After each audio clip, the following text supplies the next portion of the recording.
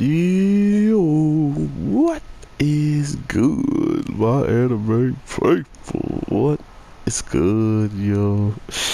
So, with this episode of Fire Force, we really get to see how ridiculously broken these Inquisitors or the E guys, the guys in white, really are, and the abilities that they have are absolutely tailored to being in the position that they're in, which is super sketch at the end of the day.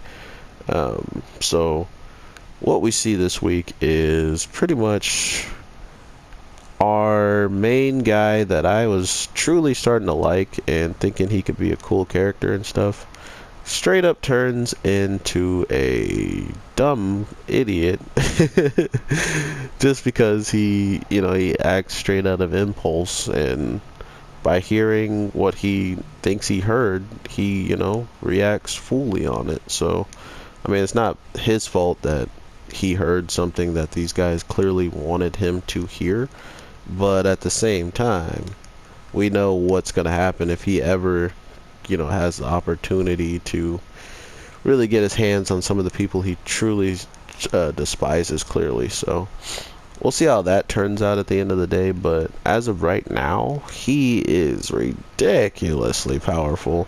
Um, and I thought it was kind of interesting that he had the forms, he has like 7 forms, supposedly, right? So he's got a little demon slayer in him. He's got a little Tanjiro,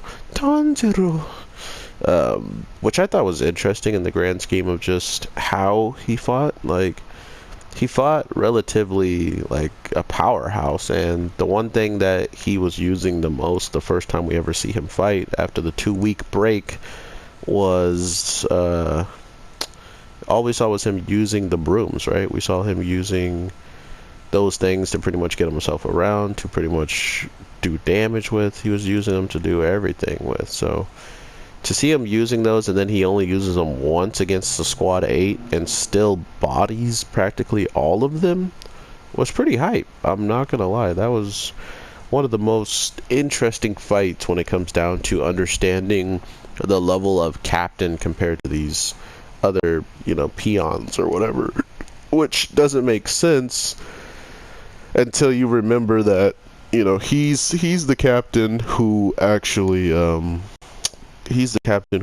gets recommended as the strongest of the strong, right? So it's not like they're like, oh, he's a captain that's just really strong captain, and the other captain that our other main character beat up and destroyed, and he wasn't even a captain. That captain was not so much of a captain. Like, it's just a weird situation that they kind of put themselves in, where all of a sudden being a captain means something, and it means so much power and stuff like that. But then, where was all that power for other captains? Like, where was the power for the girl who seemingly was very powerful and can control people, but all of a sudden just couldn't control the main character? She then just starts losing, when she's using even more powers. But this guy's a captain, okay?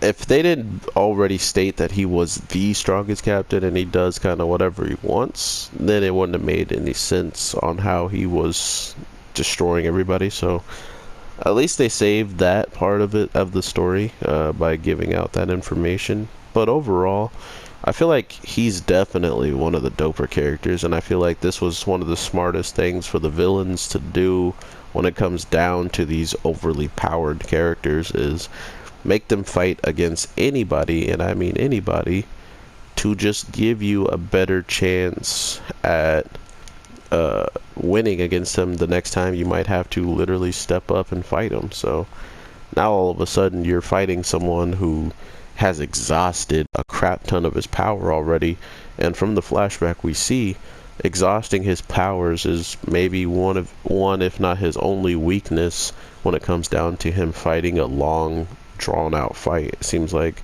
he loses his gas relatively easy, and because of it would lead him to a position to to be vulnerable to much stronger opponents that he needs to use all of his powers, not just a little bit that he has left over.